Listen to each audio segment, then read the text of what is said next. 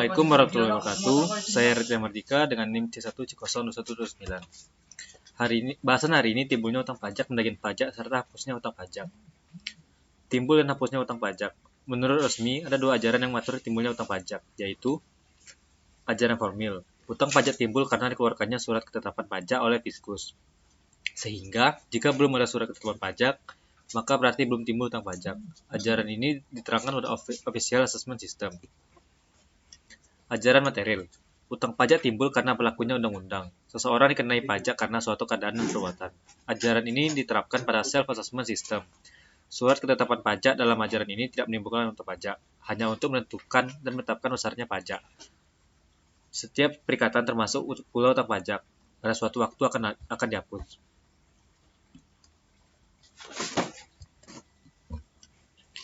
Menurut Suwandi, utang pajak akan berakhir atau terhapus apabila terjadi hal-hal sebagai berikut. 1. Pembayaran, 2. Kompensasi, 3. daluarsa, 4. Penghapusan utang, 5. Pembebasan. Penagihan pajak. Penagihan pajak dengan surat paksa ini diatur dalam Undang-Undang Nomor 19 Tahun 2000. Dalam melaksanakan penagihan pajak dengan surat paksa ini perlu diketahui dan pahami beberapa pengertian yang ditetapkan dalam undang-undang, antara lain penanggung pajak adalah orang pribadi atau badan yang bertanggung jawab atas pembayaran pajak, termasuk wakil yang menjalankan hak dan kewajiban pajak menurut peraturan perundangan pajak.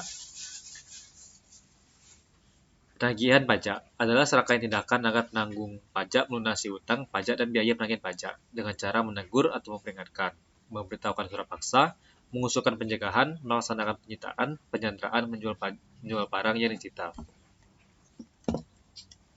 Biaya penagihan pajak adalah biaya pelaksanaan surat paksa, surat perintah penyitaan, pengumuman lelang, pembatalan lelang, jasa penilai, sehubungan dengan penagihan pajak.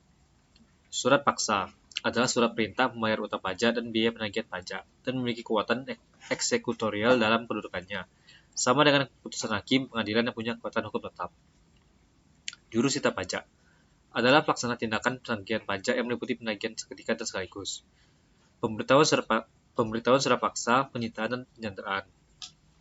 Penyitaan adalah tindakan jurusita pajak untuk menguasai barang penanggung pajak, guna dijadikan jaminan untuk melunasi utang pajak menurut peraturan perundangan pajak. Lelang adalah setiap penjualan arang di muka umum dengan cara penawaran harga secara lisan dan atau tertulis melalui usaha pengumpulan peminat atau calon pembeli. Pencegahan adalah larangan yang bersifat sementara terhadap penanggung pajak tertentu untuk keluar dari wilayah RI berdasarkan alasan tertentu, sesuai dengan ketentuan peraturan perundangan. Penyanderaan adalah pengekangan sementara waktu kebebasan penanggung pajak dengan menempatkannya di tempat tertentu. Terima kasih.